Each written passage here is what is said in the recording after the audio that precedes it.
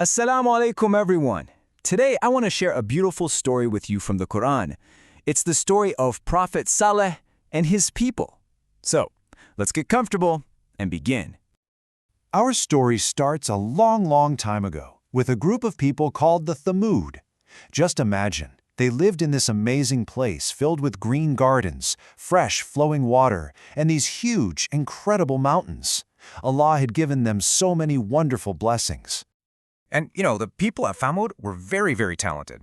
They were strong, and they had this amazing skill for building things. They were especially good at carving. Just think about all the gifts Allah had given them. They had these beautiful lands, plenty of water from rivers, and gardens that grew all kinds of yummy fruits. And their homes, wow, their homes were so strong because they carved them right out of the stone of the mountains themselves.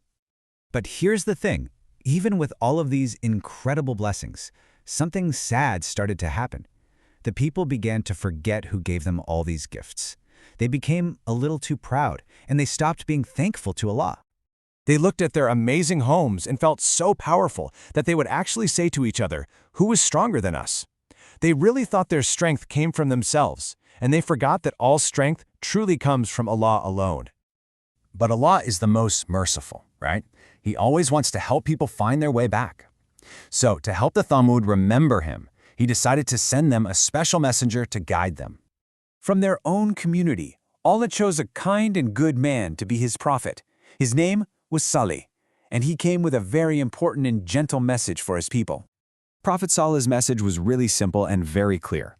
He gently said to them, "O my people, worship Allah. You have no God but Him."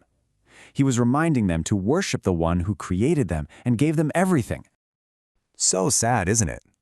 Even though the message was so kind, a lot of the people just refused to listen.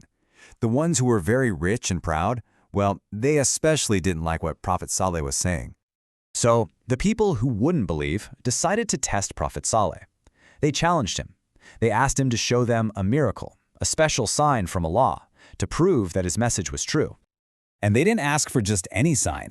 Oh no, they wanted to see something they thought was completely impossible, something that only Allah could do. Can you imagine this? They pointed to a giant, solid rock, and they challenged Prophet Salih.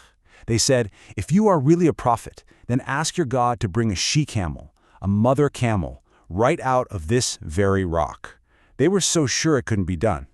So Prophet Salih prayed to Allah, and then something absolutely amazing happened. By Allah's will, the huge rock began to split open, and right out of the stone walked a living, breathing she-camel exactly as they had asked. Now this was a very special camel. She was a clear sign from Allah, and she came with one simple rule for everyone to follow. The rule was that the camel would drink from their well on one day, and then all their other animals could drink on the next day. It was a simple, fair way to share the water.